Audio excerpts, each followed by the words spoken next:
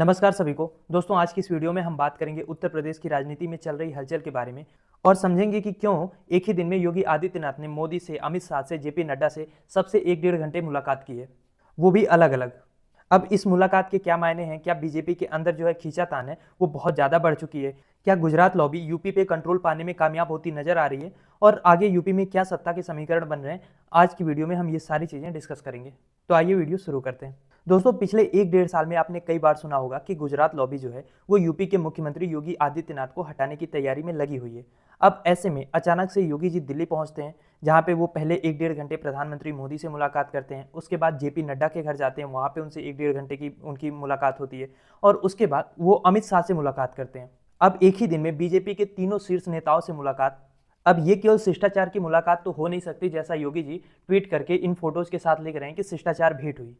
तो सवाल यह है कि आखिर इस आनन फानन में हुई मुलाकात के पीछे की असली कहानी क्या है? तो दरअसल पिछले कुछ हफ्तों से दिल्ली और यूपी की राजनीति में कुछ ना कुछ तो ऐसा अंदर खाने चल रहा है जो अभी तक पूरी तरीके से जनता के सामने नहीं आया है। ऐसे में लोग अपने अपने हिसाब से कयास लगा रहे हैं कि क्या बीजेपी के अंदर कोई बड़ा बदलाव होने वाला है? आखिर असली मुद्दा है क्या? तो असली मुद्दा अगर हम डायरेक्टली बात करें तो यही है कि मोदी के बाद कौन? क्योंकि दिल्ली की जो गुजरात लॉबी है, जिसमें मोदी और अमित शाह अहम है, वो नहीं चाहते कि योगी आदित्यनाथ भी प्रधानमंत्री की दौड़ में लग जाए। योगी आदित्यनाथ ने हिंदुत्व की राजनीति के दम पर अपना कद अब इतना बड़ा कर लिया है कि उनको हटाना बीजेपी के लिए, खासकर अमित शाह के लिए आसान नहीं है। और योगी जी की इसी ताकत की वजह से उन्हें अब तक कुर्सी से हटाया नहीं जा सका है। लेकिन गुजरात की लॉबी में ये डर तो है कि अगर योगी इसी तरीके से आगे बढ़ते रहे तो मोदी के बाद खुद अमित शाह भी यूपी की राजनीति के कारण प्रधानमंत्री की दौड़ से पीछे रह जाएंगे। जहां अमित शाह ने छोटी बड़ी जातियों को हिंदू पहचान का संदेश देकर यूपी समेत कई राज्यों में बीजेपी को ऐतिहासिक जीत दिलाई है, वहीं उत्तर प्रदेश में अब योगी जी के ऊपर यह आरोप लगता है कि उनकी सरकार में सिर्फ ऊंची जातियों, खासकर क्षत्रियों का बोलबाला है। सोशल मीडिया पे ये नैरेटिव काफी चलाया जाता है कि सरकार में सिर्फ क्षत्रियों की सुनवाई होती है, बाकी जातियों की, दलितों की तो कोई गिनती ही नहीं है। तो अगर ये धारणा मजबूत होती है तो योगी जी बाहर से कितना भी हिंदुत्व का चेहरा बनने की कोशिश करें, यूपी में बीजेपी की जातीय राजनीति और हिंदुत्व की जमीन हिल जाएगी।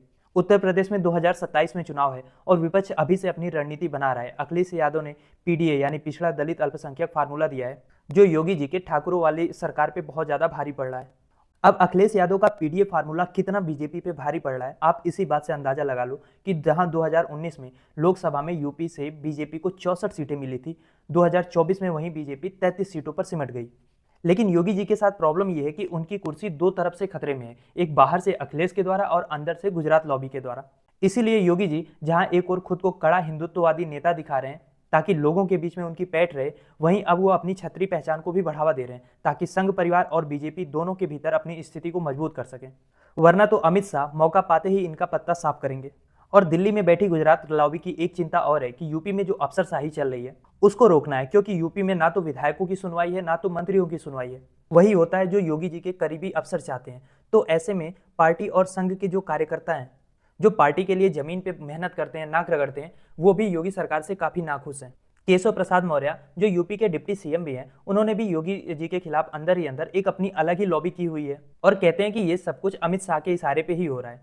और अमित शाह अब खुद यूपी की पूरी राजनीति पर अपनी पकड़ वापस चाहते हैं, चाहे वो संगठन में हो या प्रशासन में। तो अब देखना यह है कि यूपी में क्या बदलाव अमित शाह जी करने वाले हैं। एक कयास ये भी लग रहा है कि अगर योगी आदित्यनाथ जी की कुर्सी बची रहती है, उनको नहीं हटाया जाता है, तो कम से कम मंत्रिमंडल में बहुत ज्यादा हेरफेर किया जा सकता है, क्योंकि देश का माहौल और यूपी का माहौल भी अब बदल रहा है। हिंदुत्व की जो राजनीति 2014 से चमकी हुई थी, अब वो धीरे धीरे हल्की पड़ रही है। अखिलेश यादव का पीडीए का फार्मूला हो या फिर राहुल गांधी का जो जातिगत जनगणना वाला मुद्दा है, ये धीरे धीरे अब जमीन पे असर दिखा रहा है। और अब विपक्ष खुद ये बात पूछेगा कि आपके मंत्रिमंडल में कितने पिछड़े हैं, कितने दलित हैं और कितने अपर कास्ट के हैं। घुमा फिरा के बात अब भागीदारी वाली आएगी। जो राहुल गांधी एक नैरेटिव सेट कर रहे थे, वो अब बीजेपी पे भारी होगा, क्योंकि वर्तमान समय में बीजेपी के मंत्रिमंडल में यूपी में 22 से ज्यादा अपर कास्ट के मंत्री हैं, 23 ओबीसी के हैं, 9 एससी के हैं और 1 एसटी के हैं। और फिर घुमा फिरा के वही बात आएगी कि जो 85% आबादी है पिछड़ा, दलित और अल्पसंख्यक की, उनका रिप्रेजेंटेशन 60% से भी कम लोग कर रहे हैं। और योगी जी तो एक प्राउड क्षत्रिय हैं, मोदी जी की तरह वो ये भी नहीं साबित करेंगे कि वो ओबीसी कैटेगरी से आते हैं, और लोग मानेंगे भी नहीं।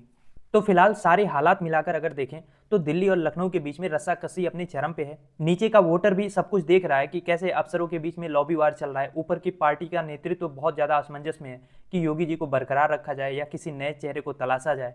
अब देखना यह है कि आने वाले दिनों में बीजेपी का जो हाई कमांड है और संघ है वो क्या फैसला लेता है, योगी को हटाने का या बरकरार रखने का। बाकी आप क्या सोचते हैं इस टॉपिक के बारे में, लिखिए अपनी राय कमेंट बॉक्स में।